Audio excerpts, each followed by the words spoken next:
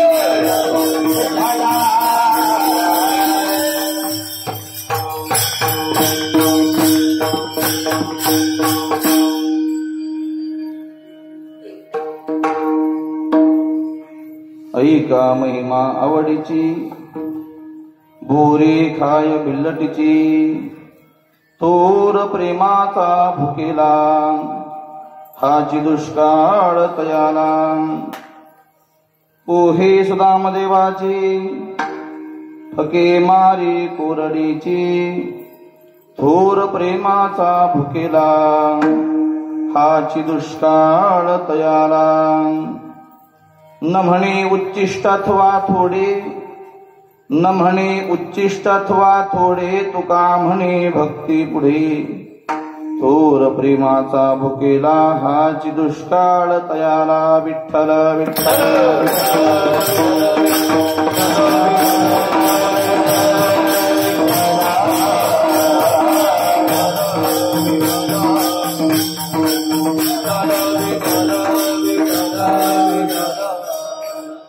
सीतानाथ समारंभां श्री मीनदास मध्यमां अस्मदाचार्य पर्यन्तां वंदे श्री गुरु परंपरां पांडुरंगा करो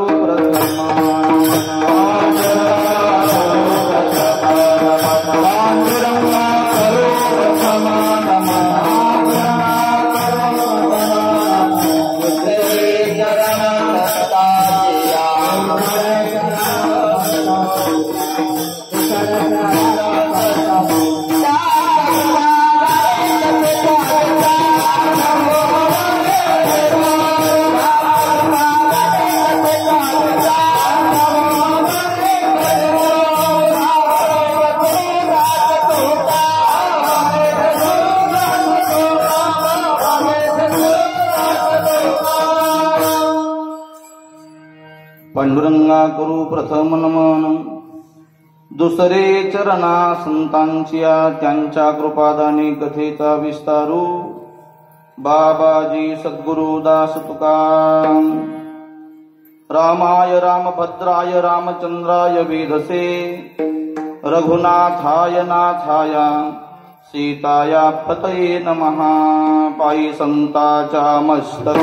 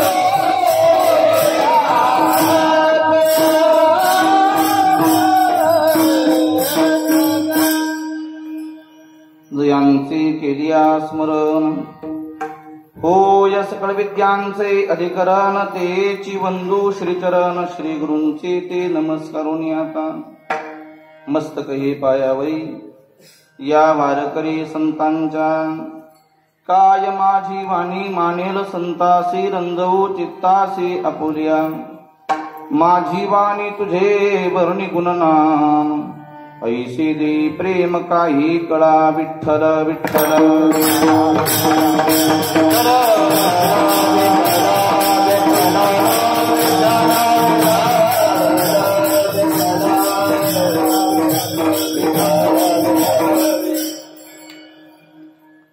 प्रस्तुत प्राप्त प्रसंगी चालू असलेली ही कीर्तनरूपी सेवा गुरुनाम गुरु वैकुंठवासी महंत मठाधिपती जनाबाबा महाराजांच्या पुण्यतिथीच्या निमित्ताने चालत असला अखंड हरिनाम सप्ताह या सप्ताहातील आजची ही तिसऱ्या दिवसाची कीर्तन सेवा श्री गुरूंच्या आज्ञेनं माझ्याकडे आलेली आहे. विठ्ठल विठ्ठल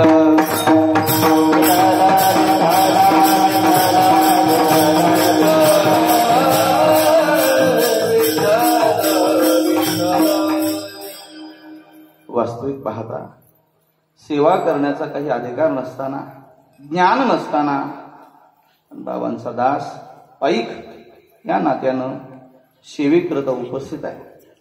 तुका म्हणे तुम्ही उदार कृपाळ, शृंगारी रे बाळ कौतुकी, या न्यायाप्रमाणे बाबांची आज्ञा म्हणून सेवेकरता आहे.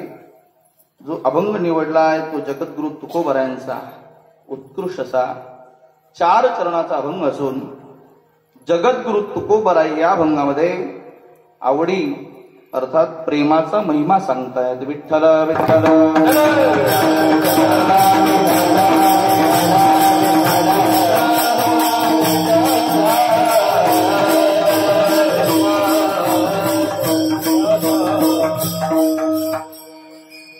जगामध्ये बऱ्याच गोष्टी फक्त आणि फक्त महिमेने होत आहेत आणि बऱ्याच गोष्टी शक्तीने होत आहेत. जगात काही गोष्टी महिमेने होत आहेत, काही गोष्टी शक्तीने होत आहेत. आजच्या अभंगामध्ये महाराजांनी महिमेने नेमकं काय होतंय, महिमेने जगाचा मालक कशा प्रकारे आकळल्या जातो याचं वर्णन केलेलं आहे. विठ्ठल विठ्ठल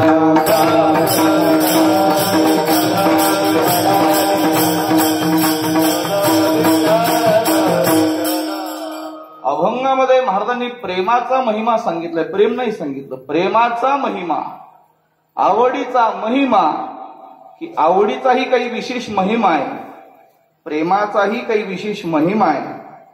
मग नेमका तो महिमाच काय आहे, त्या आवडीचा तरी महिमा काय, प्रेमाचा तरी महिमा काय. तर योग्याच्या जप्याच्या तप्याच्या स्वप्नात न जाणारा परमात्मा, अनेक साधना करूनही त्यांच्या जवळ न भटकणारा परमात्मा, पण या आवडीमुळे प्रेमामुळे कोणाच्याही एका गरीब भिल्लणीच्या घरी जातो, तिची बोरं खातो, अशा अर्थाचा आवडीचा महिमा वर्णन करणारा अभंग आहे. विठ्ठल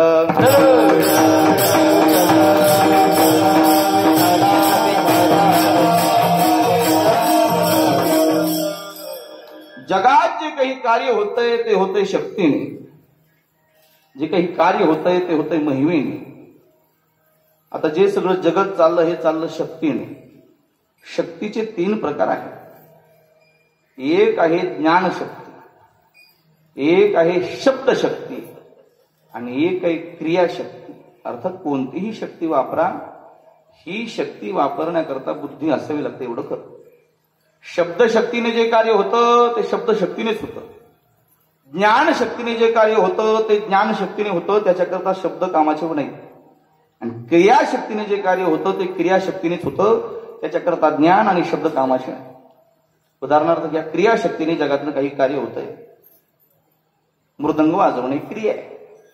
मग ही क्रिया होतंय, मृदंग वाजतो, ही कशाने होतंय, तर त्याच्याही करता काय लागते, शक्ती लागते. जे कार्य होतंय ते शक्तीने होतंय. टाळ वाजवण्याचं कार्य होतंय, शक्तीने होतंय. सेवा करण्याचं, कीर्तन करण्याचं कार्य होतंय, शक्तीने होतंय. अर्थात जगामध्ये बरीच अशी कार्य आहेत जे शक्तीने होतात, ते शक्तीशिवाय होतच नाही. उदाहरणार्थ चला रामायणाकडे जरा. हनुमानजी माता सीतेला भेटण्याकरता लंकेमध्ये जात आहेत, सीता शोधा करता, आणि मग अशोक वाटिकेमध्ये जात आहेत. माता सीतेची हनुमंताची भेट होते, गप्पा गोष्टी होतात, जे काही बोलणं ते बोलणं होतंय. आणि शेवटी हनुमानजी परत येताना म्हणतात, माते फार भूक लागली. आणि मग त्यावेळेला माता सीता म्हणतात, बाबा इथं बगीचा मोठी आहे, तिथं राक्षस आहे रक्षणा करता, तुम्ही जर या बगीचेत फळं काही खायला जाल तर हे राक्षस तुम्हाला उपद्रव करतील, त्रास करतील. नाही माते, मी असं काही करणार नाही, मी खाली पडलेले खाईल झाडाच्या तोरणात. आणि मग माता सीता म्हणतात, ठीक आहे, पण माझी शपथ आहे, खाली पडलेलेच खायचे, तोडायचे, फक्त खाली पडलेले खायचे, ठीक आहे. म्हणून म्हणजे जात आहे आणि मग आता खाली पडलेले खायचे ना फळं. मग खाली पडलेले खाल्ले नाही, झाड घ्यायचं असं गदगद हलवायचं, फक्त फळाला हात लावायचं नाही ना, झाडाला काय हरकत आहे. आणि खाली पडलेले खायचे आणि मग ते खाली पडलेले उचलायचे. त्याच्यातही काही झाडाची हिरवी फळं नाही पडले की ते झाडच उपटायचं आणि थोपटायचं खाली. असेल बरेच फळं खाली पडले. आता याला म्हणा क्रियाशक्ती.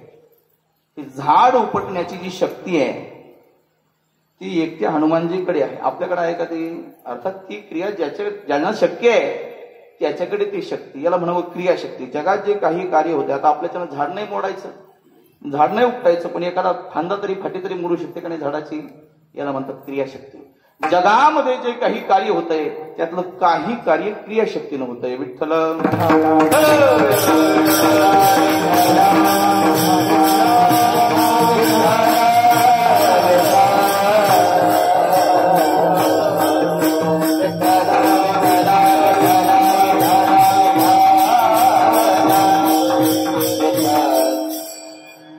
एक आहे शब्दशक्ती, क्रियाशक्ती झाली ना मला. दुसरी आहे शब्दशक्ती. जगामध्ये बरंच असं कार्य होतंय ते शब्दाने होत आहे आणि शब्दामध्ये शक्ती असते. अगदी सोपंच करून सांगायचं झालं तर जगात जे भांडणं होत आहेत ते शब्दानेच होत आहे आणि जगात जे भांडणं मिटत आहेत ते सुद्धा शब्दानेच मिटत आहे.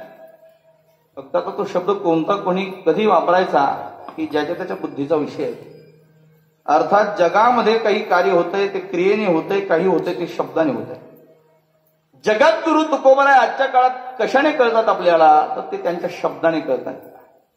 तुकोबरायांचा स्वभाव काय, महाराजांना काय आवडतंय, महाराजांना आपल्यापर्यंत काय संदेश द्यायचा, या सगळ्या ज्या क्रिया आहेत त्या तुकोबराय सदैव वैकुंठाला जाऊन 375 वर्ष पूर्ण झाली तरी आपल्यापर्यंत कळतायत. कशानं पोहोचतायत? ह्या पोहोचतायत त्या शब्दाने पोहोचतायत. महाराज म्हणाले आमच्या घरी जे भांडवल आहे ते शब्दाचंच भांडवल आहे. आगरी धन शब्द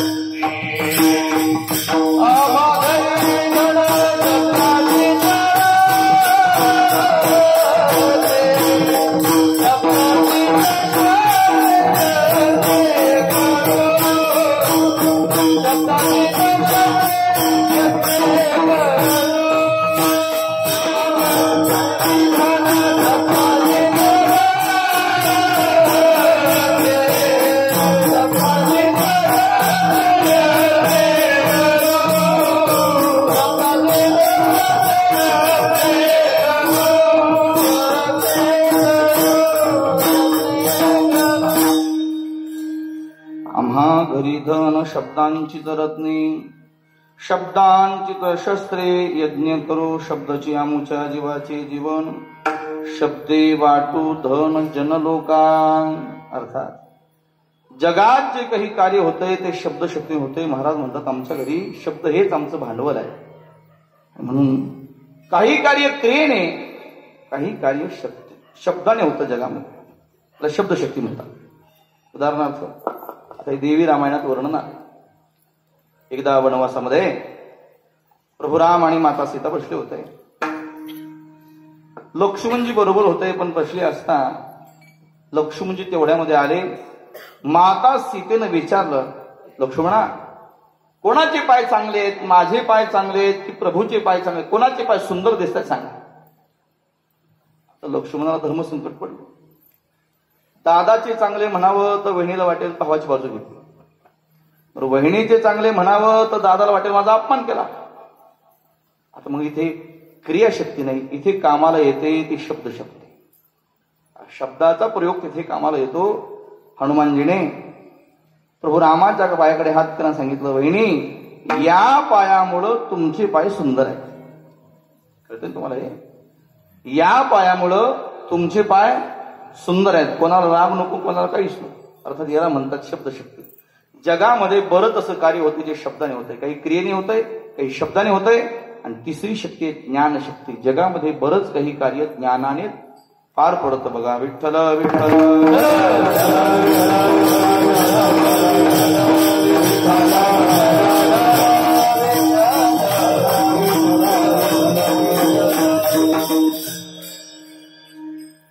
ज्ञानाने जगामध्ये काही कार्य होतं. उदाहरण आहे का, प्रभू रामचंद्रांचं आणि रावणाचं युद्ध लागलं लंकेमध्ये. आता रावणाला वरदान होतं, त्याच्या बेंबीच्या कुंभावर बाण लागल्याशिवाय आणि शत्रूने पाठ दाखवल्याशिवाय रावण मरत नव्हता. आता हे भावार्थ रामायणात नाही, वाल्मिकाच्या रामायणात बरं का. भावार्थ रामायणात हीच गोष्ट कुंभकर्णा करताय. कुंभकर्णाला पाठ दाखवल्याशिवाय तो मरत नव्हता. पण हे वाल्मिकाच्या रामायण कुठलंही घ्या, आपल्याला काय एकच काय उदाहरणाला जायचं आपल्याला. रावणाच्या बेंबीच्या कुंभात बाण मारल्याशिवाय आणि त्याला शत्रूने पाठ दाखवल्याशिवाय रावण मरत नव्हता. आता प्रभूने अनेक बाण मारले रावण मरण्याकरता, पण रावण मरेना. त्याला पाठ दाखवावं लागते ना. मग विभीषणाने हनुमानजीकडे सल्ला दिला, हनुमंता प्रभू जोपर्यंत त्याच्या बेंबीच्या कुंभात बाण मारून त्याला पाठ दाखवत नाही तोपर्यंत रावण मरत नाही. प्रभू म्हटले बेंबीच्या कुंभात बाण मारणं साहजिक आहे, पाठ दाखवणं हे काही आमच्या परंपरेमध्ये नाही. रघुकुलरीत सदा चली आई, प्राण जाई परिपचन न जाई. आमचा जीव गेला तरी चालेल, आम्ही आमचं वचन मोडत नाही. शत्रूला रणांगणामध्ये आम्ही पाठ दाखवत नाही. शत्रूला पाठ दाखवण्यापेक्षा मरण बरं. आता हनुमानजीला विचार पडला, आता काय करावं. इथे शब्दशक्तीचं चाले ना, क्रियाशक्तीचं काम नाही. मग इथे वापर लागते ती ज्ञानशक्ती. प्रभूने धनुष्याला बाण लावला, रावणाच्या बिंबीच्या कुंभामध्ये बाण मारला आणि हनुमंतांनी शेपटीला आज्ञा केली. शेपटीनं प्रभूच्या कानामागे असं गुदगुल्या केल्या. आता प्रभूने एकदा दोनदा असं झिड करून लावलं, पण तिसऱ्या वेळेला मात्र प्रभूने मागं वळून पाहिला. इकडे बाण मारला होता आणि मागे वळून पाहिल्याबरोबर ती पाठ रावणाला दिसली. मरण वध झालं रावणाचा. आता इथं कोणती शक्ती कामाला आली? शब्दशक्ती कामाला आली का? क्रियाशक्ती नाही. इथे कामाला आली तिला म्हणतात ज्ञानशक्ती. म्हणून जगामध्ये जे काही बरंच कार्य होत आहे ते ज्ञानशक्तीने होत आहे, शब्दशक्तीने होत आहे आणि क्रियाशक्तीने होत आहे. विठ्ठल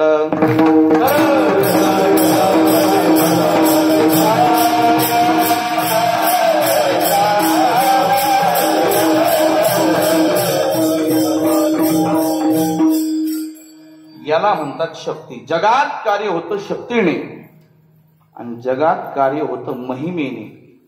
दोन गोष्टी तुमच्यापुढे मला मांडायच्या. एक मांडायची शक्ती आणि एक मांडायचा आहे महिमा. जगात काही कार्य महिमेने होतात तर काही कार्य शक्तीने होतात. दोन्हीमध्ये फरक काय बारीक आहे का? शक्तीने जे काही कार्य होत आहे ते घटित असते, अर्थात घडणारं असतं. शक्तीने जे काही कार्य होत आहे ते संबंधित असते, अर्थात संबंध असतो तिथे. आणि शक्तीने जे काही कार्य होत आहे ते नियमित होते, रोज होतंय, सतत होतंय, सारखं होतंय. पण महिमेचं याच्या विरोध आहे. महिमेने जे काही जगात कार्य होत आहे ते घटित नसतंय, ते अघटित असतंय. महिमेने जे कार्य काय होतंय ते नियमित नसतंय, अनियमित असतंय. आणि महिमेने जे काही कार्य होतंय ते संबंधित नसतंय तर असंबंधित असतंय. कळलं तुम्हाला हे? म्हणून महिमा ज्या काळात काम करतो त्या काळात तो अघटित असतो, अनियमित असतो आणि असंबंधित असतो. आणि शक्ती ज्या काळात कार्य करते ती घटित असते, नियमित असते आणि संबंधित असते. विठ्ठल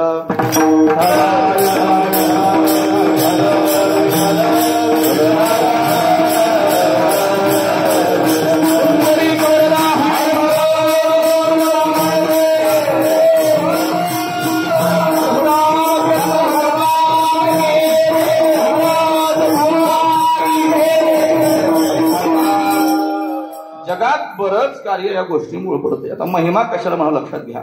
महिमेमध्ये अघटितता, अनियमितता आणि असंबंधित, संबंध नसतो, नियम नसतो आणि घटित नसतो तरी घडतं, त्याला म्हणतात महिमा. उदाहरण घ्यायचं झालं ते एका ग्रंथामध्ये त्या पंचतंत्रामध्ये एक गोष्ट आली, त्याच्यात असं उदाहरण आहे बघा.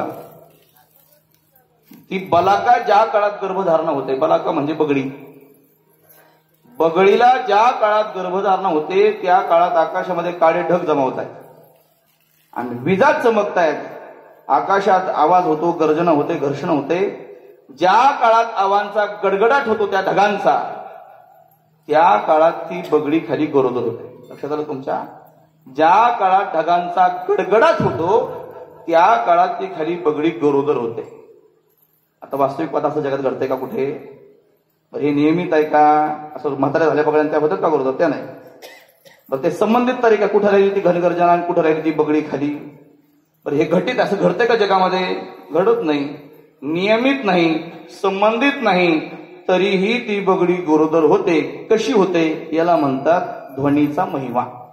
इथे कुठला नियम लागू पडत नाही, इथे संबंध नाही, इथे घटित नाही, तरीही जगामध्ये ही क्रिया घडते, याला म्हणावं महिमा. तुकोबराच्या गाथ्यात एक महिमा आला. महाराज म्हणाले की कासवी आपल्या पिलांना जन्म देते. आता कासवी राहते समुद्रामध्ये आणि पिलांना ठेवते समुद्राच्या किनारी रेतीमध्ये. ती कासवी त्या पिलांच्या दुधाच्या भुकेच्या वेळेला येते आणि त्या समुद्रातूनच त्या पिलांकडे पाहते. महाराजांचं प्रमाण आहे, कासवीनं समुद्रामधून पिलांकडे पाहिल्याबरोबर समुद्र किनाऱ्यावरच्या पिलांचं पोट मनानं भरतंय. कसं भरतंय? दुधाची तिथं भेट नाही, दुधा नाही भेटी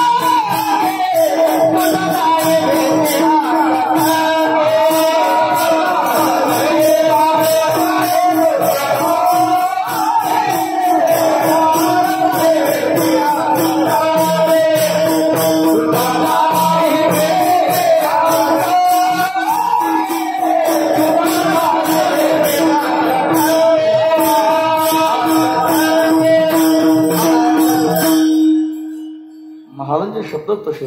कासवीचे बाळ वाढे कृपा दृष्टी, दुधा किंवा दुग्धा नाही भेटी अंगसंगी. महाराज म्हणाले कासवी राहते पाण्यात आणि तिची पिलं राहतात समुद्र किनारी.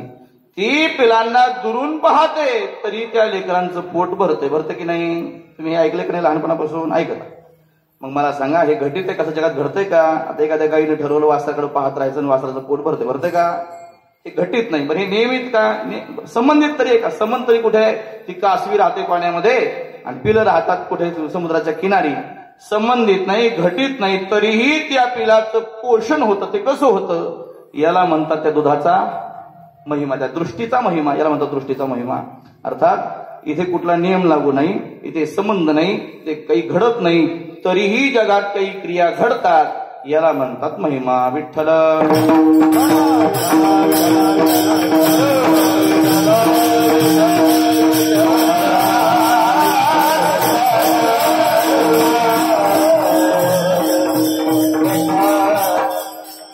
नेमकं काय हे लक्षात ठेवा. शब्द मला सांगायचं तुम्हाला, शक्ती आणि महिमा. जगामध्ये जे काही कार्य होतं ते महिमेने होतं, महिमेला नियम लागू लागत नाही. महाराजांच्या गाथ्यातले पहिलं उदाहरण आहे की कासवीचं उदाहरण आहे. अजूनकीन एक उदाहरण आपल्या सगळ्यांच्या परिचयाचं आहे, ते महाराजांच्या गाथ्यात आलं. महाराज म्हणाले परीस घेतला, परीस, आणि तो लोखंडाला लावला. काय होतं लोखंडाचं? धातू परीस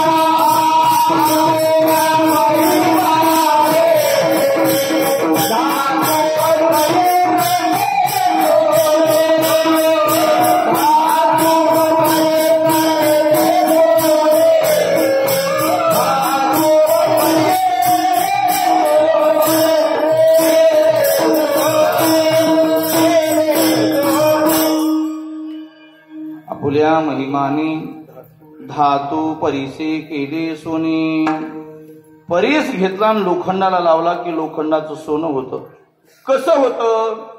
महाराज म्हटले ते होतं श्रद्धेशिवाय, ते होतं भावनेशिवाय, ते होतं ज्ञानाशिवाय. भावना नसताना होतंय, श्रद्धा नसताना होतंय आणि ज्ञान नसताना होतं. मग तसंच असतं, भावना नसताना, श्रद्धा नसताना, ज्ञान नसताना जे घडतं त्याला म्हणतात महिमा.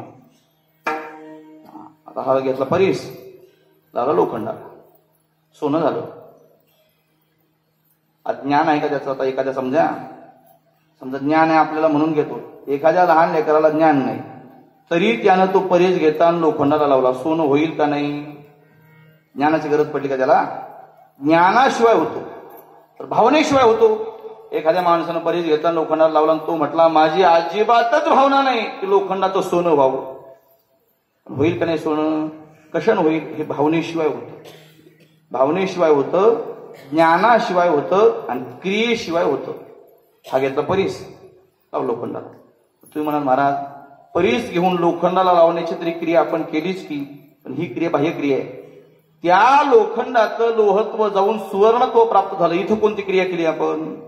इथं कोणतीच क्रिया नाही तरी झालं. अर्थात क्रियेशिवाय, भावनेशिवाय, ज्ञानाशिवाय जे होतं त्याला म्हणतात महिमा. विठ्ठल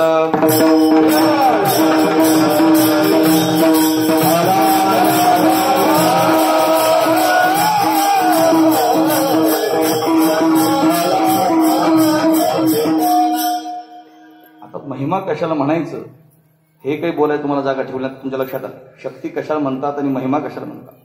नियमाशिवाय होतं त्याला म्हणावं महिमा. आपल्याकडे अनेक प्रकारची महिमे आहे. आपल्याकडे तीर्थाचा महिमा आहे, क्षेत्राचा महिमा आहे, संत वचनाचा महिमा आहे, अर्थात संतांचा महिमा आहे, भगवन नामाचा महिमा आहे, शेवटी प्रेमाचा महिमा आहे. विठ्ठल विठ्ठल.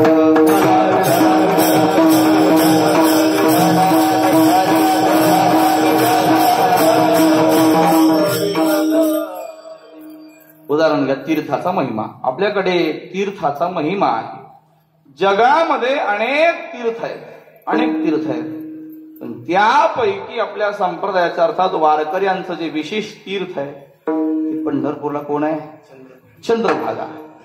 त्या तीर्थाचं काही विशेष महिमान आहे. त्याचं काय महिमान आहे? महाराज म्हणाले त्या चंद्रभागेकडे नुसतं पाहिलं तरी जगातली सगळी तीर्थ केल्याचं पुण्य. चंद्रभागा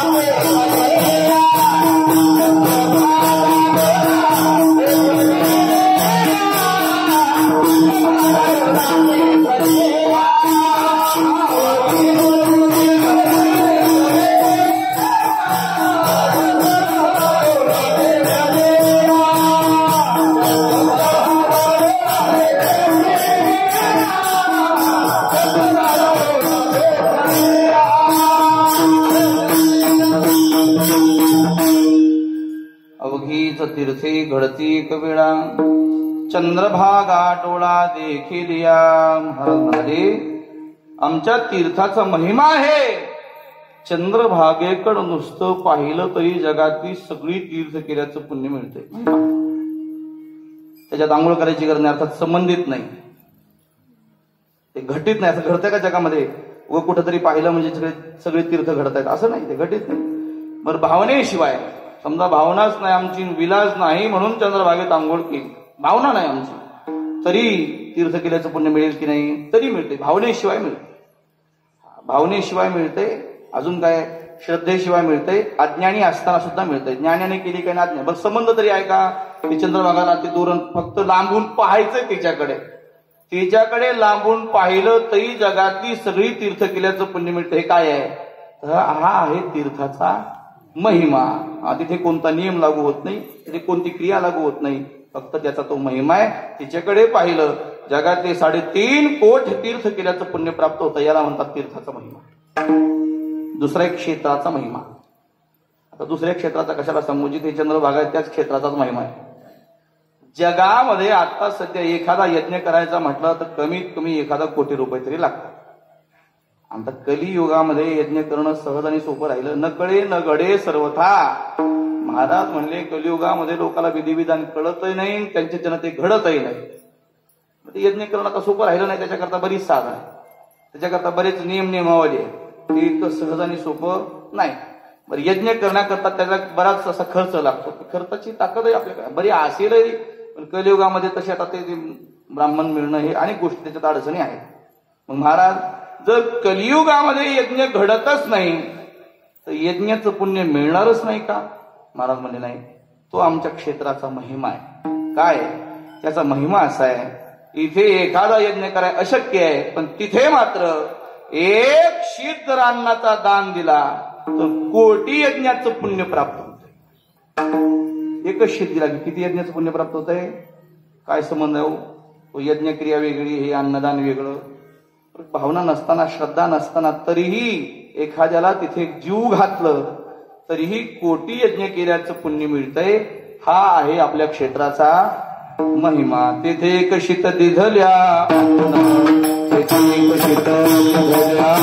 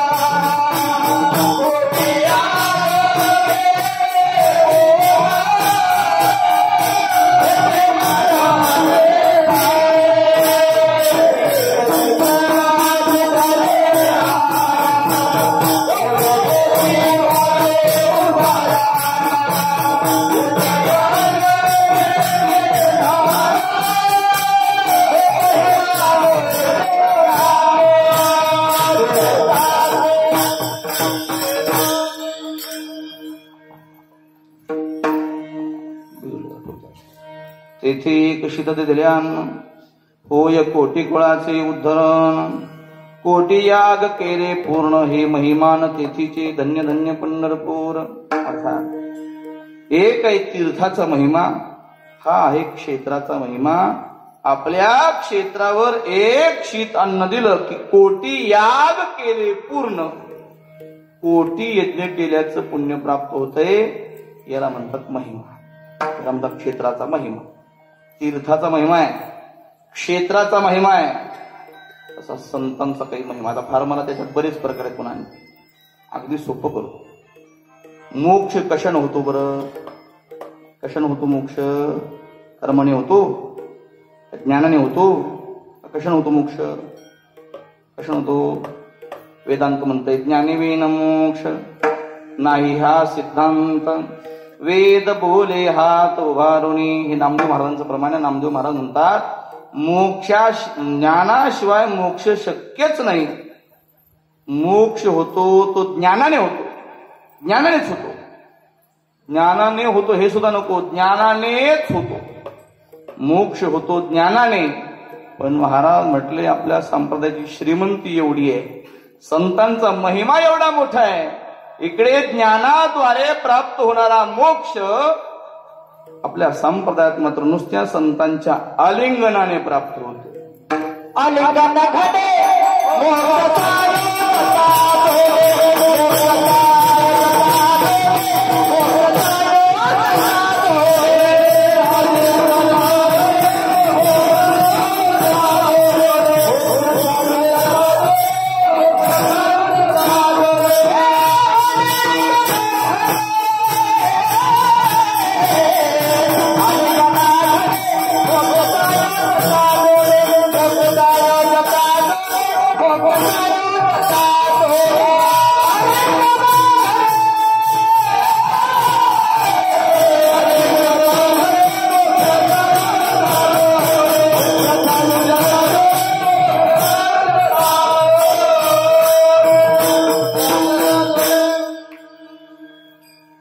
अलिंगन घडी मोक्ष सायुज्यता जोडे.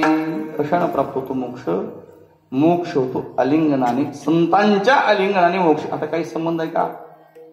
ते कुठल्या नियमात बसतं ते जगात असं? आता कोणी उठलं नाही एखाद्या महाराजाला आलिंगन दिलं, होईल का मोक्ष? ते घटित नाही. तरी घडतं. कशानं घडतं? याला म्हणतात संतांचा महिमा. ऐसा संतांचा महिमा झाली बोलायाची म्हणावं. संतांचा महिमा अर्थात जगामध्ये बरीच अशी गोष्ट घडतात महिमेने होते. अर्थात तीर्थाचा महिमा, क्षेत्राचा महिमा, असा हा संतांचा महिमा. कुठल्याच नियम लागत नाही, कुठला संबंध नाही, ते घटित नाही, नियमित नाही, असंबंधित असतानाही जगामध्ये घडतं, त्याला म्हणतात महिमा. चला पुढे. आता पुढचा महिमा आहे तो आणखीन काही, तो नामाचा महिमा. जगामध्ये निसर्गात सर्वत्र पाहत असताना अनेक गोष्टी घडत असतात. निसर्ग म्हणतात त्याला. उदाहरण घ्या. आंब्याला आंबे येतात, निसर्ग आहे. चिक्कूच्या झाडाला चिक्कू लागतात, निसर्ग आहे. जांभळीला जांभळं लागतात, निसर्ग आहे. पेरूला पेरू लागतात, निसर्ग आहे. पण पाण्यावर दगड तरतात, हा कुठे निसर्ग आहे? तरतात का पाण्यावर दगड आपल्याकडे?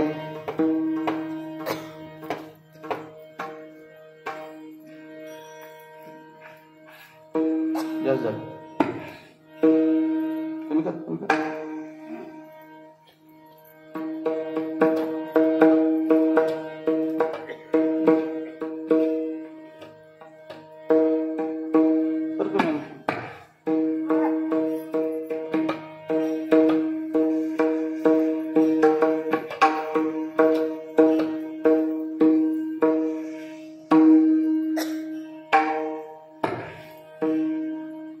विठ्ठल विठ्ठल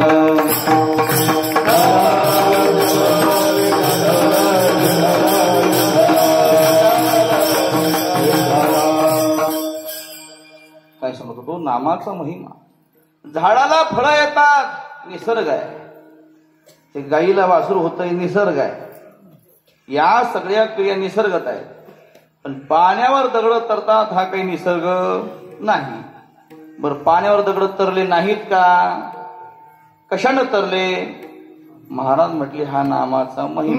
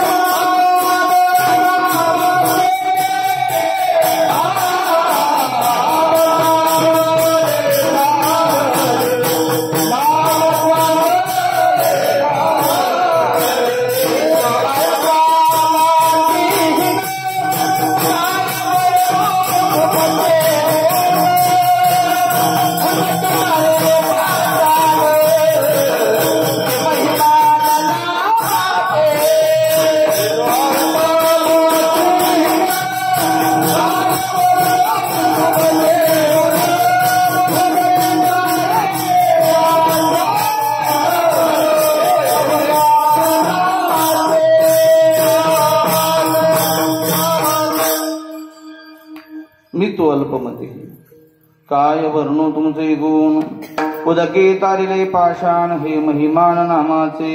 अर्थात जगामध्ये दगड तरतात, ते कशाने तरतात? तो नामाचा महिमा.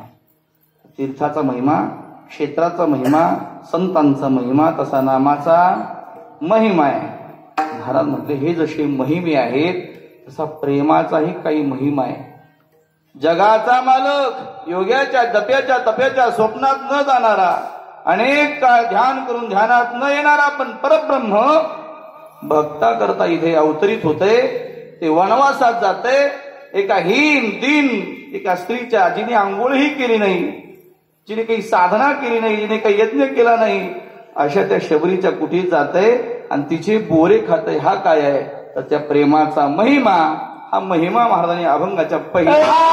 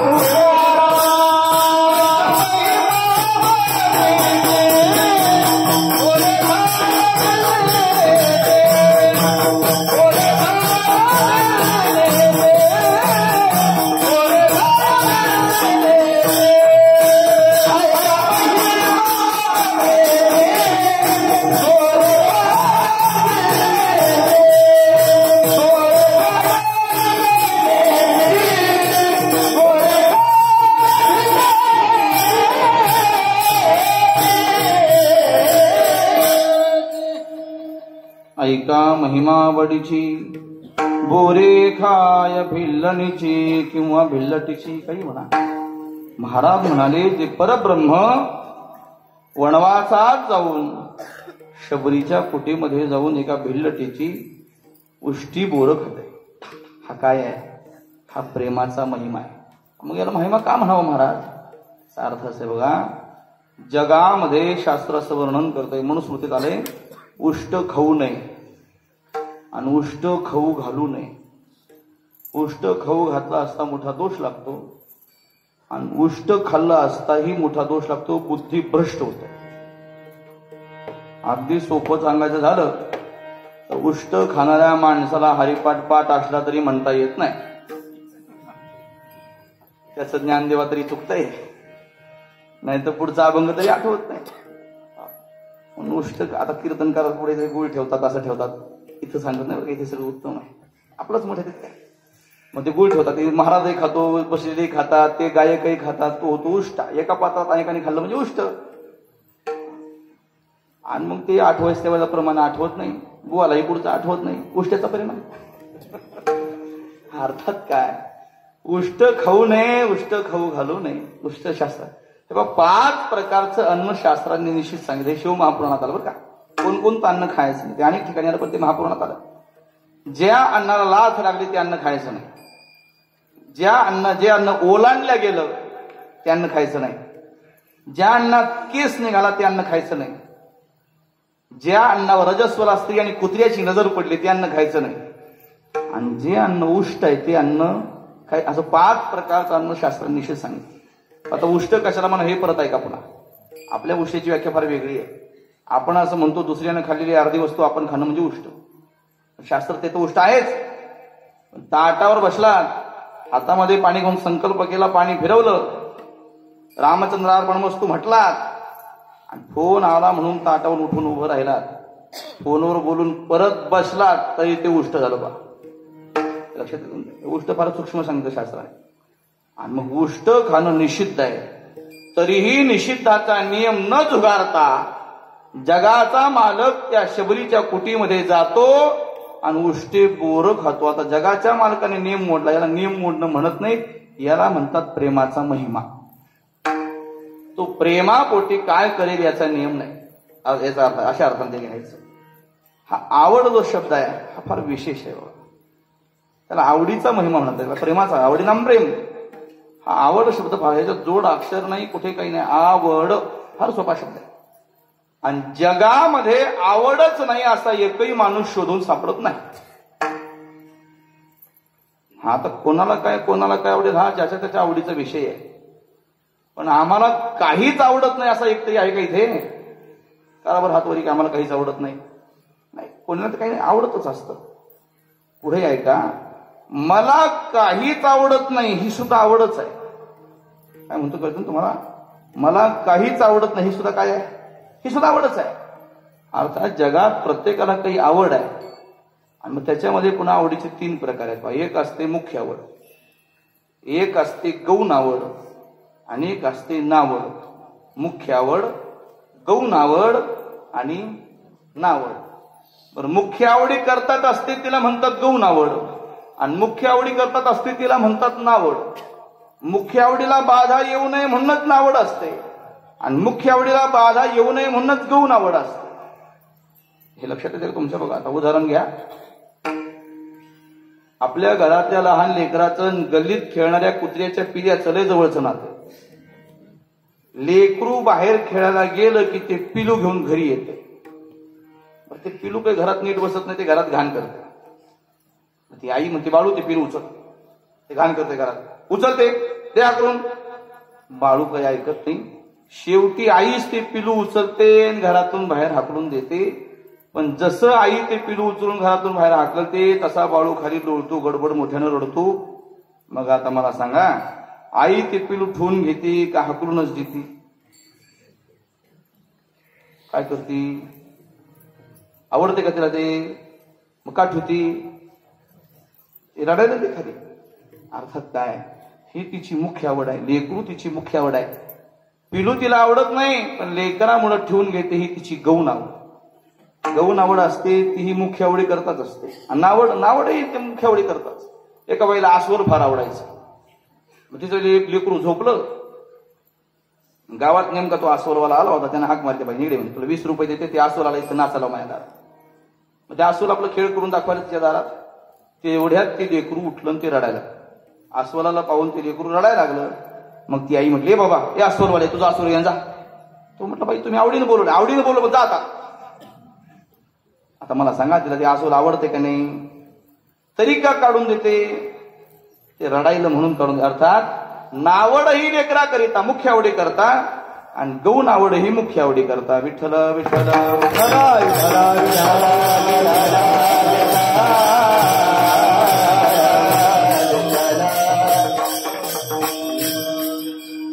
कळलं तुम्हाला? मोठ्या बाळूचं उदाहरण देऊ. जंगली शास्त्री आमच्या मोठ्या बाळूचं उदाहरण. ते म्हणतात मोठा बाळू झाला आणि पुण्याला शिकायला गेला. शिकता शिकता एका मुलीच्या प्रेमात पडला आणि ती पोरगी घेऊन घरी आला. आता एक बोलता एक बाळू श्रीमंत घरचा बाळू, भरपूर श्रीमंती, आणि ती पोरगी आणली. ती काही आईला आवडत नाही. आई म्हणते, बाळू तुझ्या पाया पडतो, तुझ्या बापाचं गावात मोठं नाव आहे, काहीही कर पण दिवस उगवायच्या आधी ही पोरगी नेऊन सोड. बाळू म्हणतो, आई तू म्हणते तसं हिला नेऊन सोडतो, पण येता येता तिकडच झाडाला अडकतो, कुठेतरी फाशी घेतो. मला सांगा, आता ती आई ते सून काढूनच देईल का ठेवूनच घेईल? तिला आवडती का ती? मग का ठेवती? हे तुम्हाला सगळं हे असं कळते. विठ्ठल विठ्ठल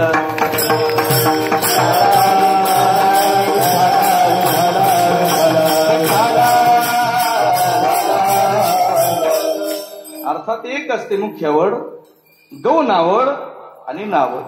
आता पहिला तुमच्या समोर तिघाच्या आवडी मांडायचे. काही तुमची आमची जीवाची आवड, एक आहे संतांची आवड आणि एक आहे देवाची आवड. एवढं झालं कीर्तन.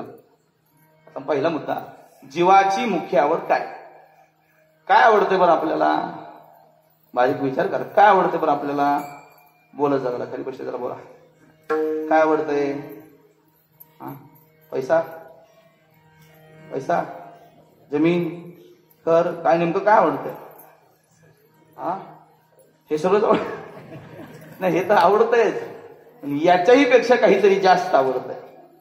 काय आवडतंय? जीव आवडतो.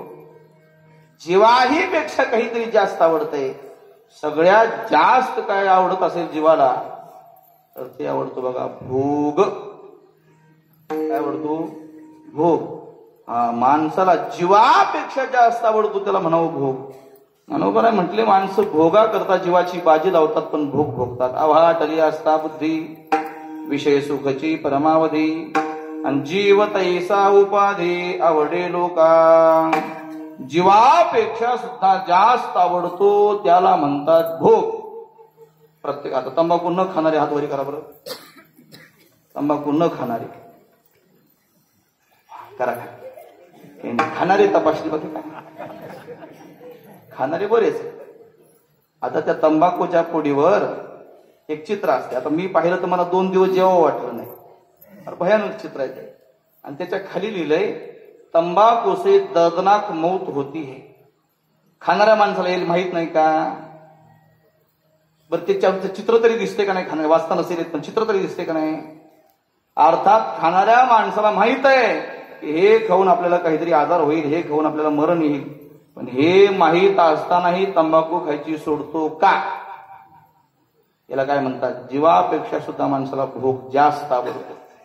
मग अशी परंपराच आहे. आता रावणानं मरण स्वीकारलं का माता सीतेला सोडलं? मरण स्वीकारलं महाराज, पण माणसं ते विषय सोडत नाही. त्या कीचकानं मरण स्वीकारलं का द्रौपदी सोडली? मरण स्वीकारलं. अर्थात काय, माणसाला जीवापेक्षा भोगाची आवड जास्त आहे. विठ्ठल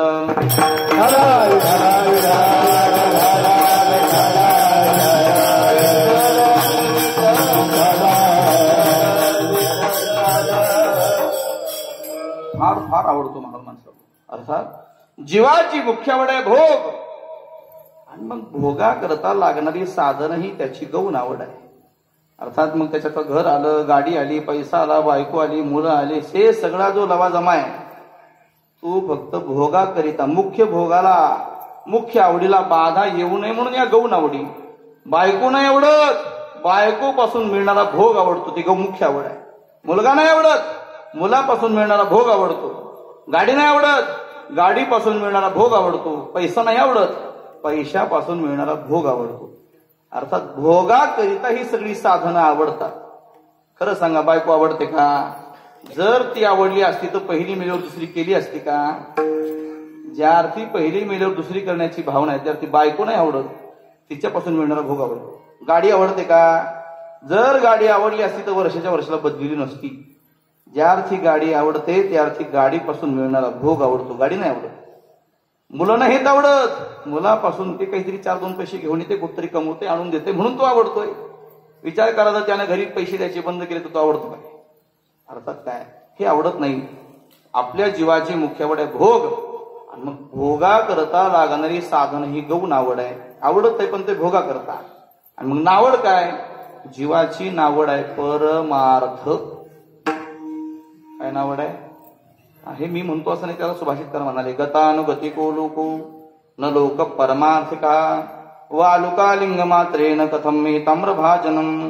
लोक परमार्थिक नाहीत, लोक परमार्थाचं सोंग करणारे आहेत. विठ्ठल विठ्ठल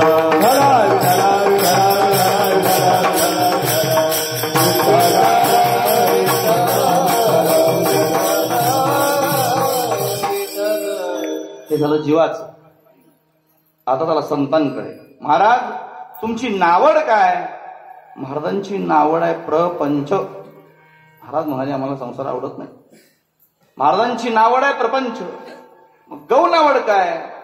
महाराजांची गौण आवड हे गंध लावणं, फेटे बांधणं, बंड्या, हे दोत्र, हे टाळ, हे मृदंग, तिथे पंढरपूरला गेल्यानंतर ती चंद्रभागा, तो कुंडली, ही सगळी गौण आवड आहे. हे सगळं आम्हाला आवडतंय, पण ते कशामुळे? एका पांडुरंगामुळे आवडतं. अर्थात पांडुरंग ही आमची मुख्य आवड आहे. पांडुरंगामुळे पंढरपूर आवडते, पांडुरंगामुळे चंद्रभागा आवडते, पांडुरंगामुळे पुंडलिकराय आवडतो, पांडुरंगामुळे कीर्तन आवडतंय, पांडुरंगामुळे हा टाळ, हे मृदंग, पांडुरंगामुळे हे सगळं आवडतंय. अर्थात साधूच्या जीवाची मुख्य आवड आहे देव. आणि मग देवा करता लागणारी, देवापर्यंत नेणारी साधनं ही त्यांच्या जीवनातली गौण आवड आहे. ज्ञानोबराच्या एका गवळीने ती गवळण वर्णन करते, देवा आम्हाला जीवाही पेक्षा तू एकटाच आवडतोस बघ.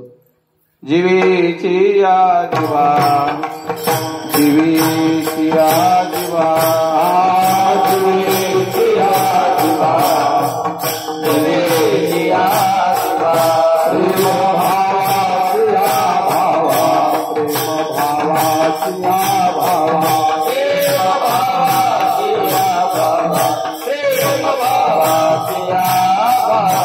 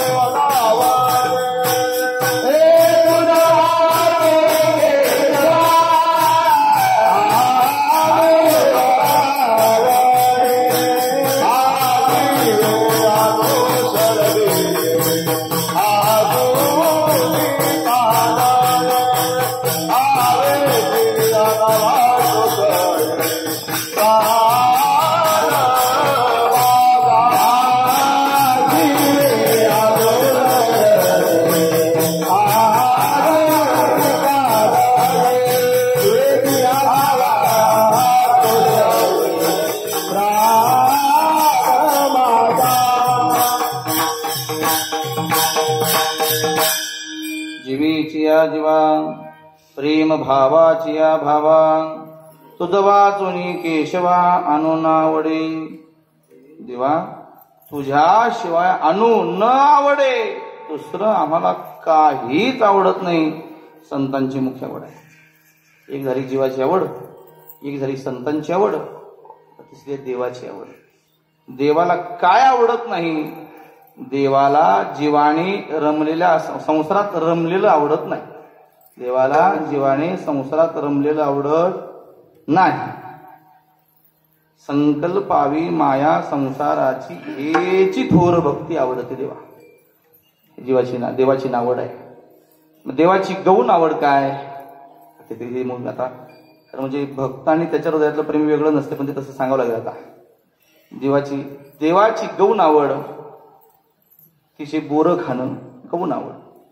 त्या सुदाम देवाचे कच्चे पोहे खाणं गौण आवड. विदुर काकाच्या कन्या खाणं गौण आवड. मुख्य आवड काय? मुख्य आवड आहे त्या भगवत भक्ताच्या हृदयातलं देवाबद्दलचं निरागस प्रेम. म्हणून शबरीची बोरं खात नाही, बोराच्या मधलं प्रेम खातो. सुदामाची पोहे खात नाही, पोह्या मागचं प्रेम खातो. विदुराचे कन्या खात नाही, कन्या मागचं प्रेम खातो. अर्थात देवाची मुख्य आवड आहे भगवत भक्ताच्या हृदयातलं प्रेम. ऐका महिमावडीची गोरे खाय भिडलटीची. अशा अर्थाने तो प्रेमामुळे एका भिल्लणीची फळं खातो, बोर खातो. महाराज म्हणाले जगात त्याला सगळ्या गोष्टीचा सुकाळ आहे आणि एकाच गोष्टीचा दुष्काळ आहे.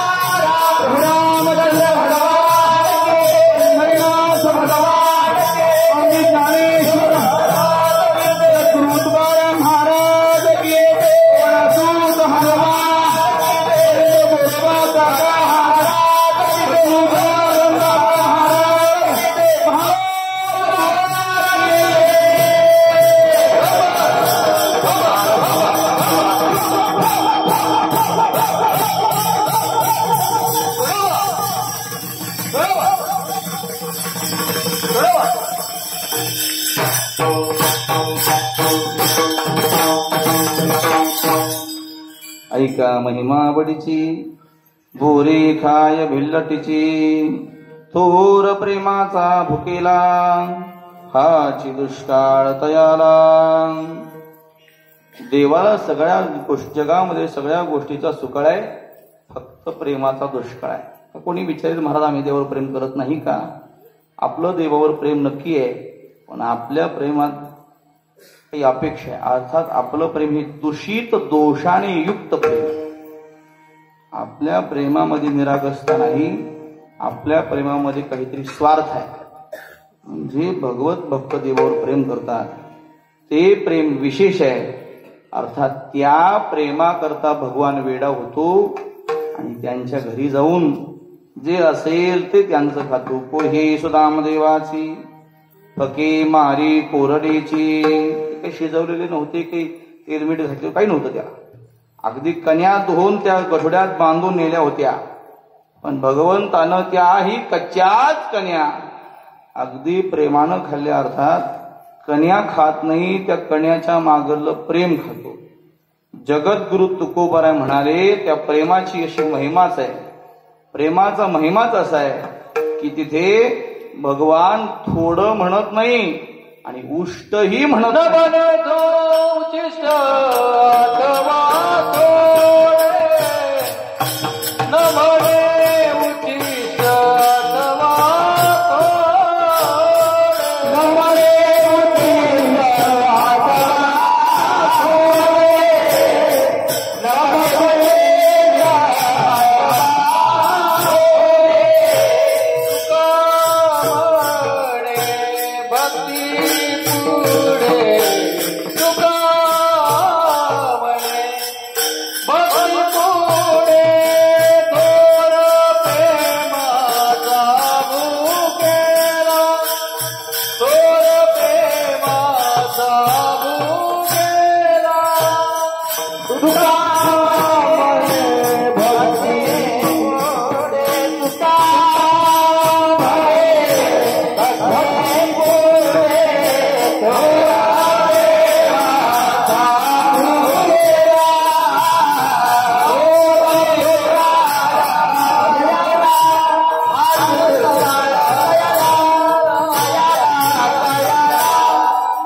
म्हणे न म्हणे अथवा थोडे, थोडं म्हणत नाही, उष्ट म्हणत नाही.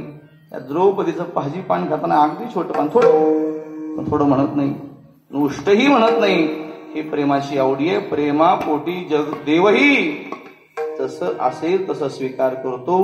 अशा अर्थाचा अभंग सेवेकरता घेतला होता. चुकलं असेल ते पूज्यजी दोष आहेत, योग्य असेल ते प्रभू रामचंद्रांची सद्गुरूंची कृपा आहे. यथामथी यथा अवकाश. मला वाटेल आपला वेळ झालाय आता. सद्गुरू बाबा जशी बुद्धी देतील तसं बोलण्याचा प्रयत्न केलेला आहे. म्हणून त्यांच्याच कृपेनं त्यांच्या समोर सेवा करण्याचा हा सुयोग आहे. तर म्हणजे आम्ही भाग्यवान आहे की बाबांच्या समोर अर्थात माझ्या माहेरात मला उभं राहण्याचंही भाग्य मिळालेलं आहे. म्हणून स्वतःला भाग्यवान समजून घेऊन सेवेचा अर्थात सेवक या नाथाने सेवेकरता उभा राहिलो. तुमच्या सगळ्यांची कृपा झाली, बाबांची कृपा झाली.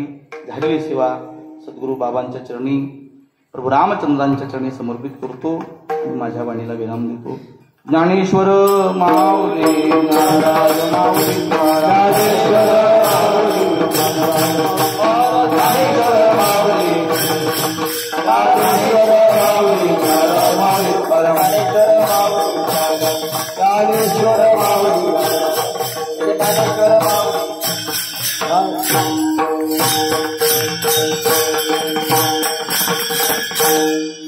माटेफळ, जायफळ, द्रुपद, खंडाळा, रायगाव.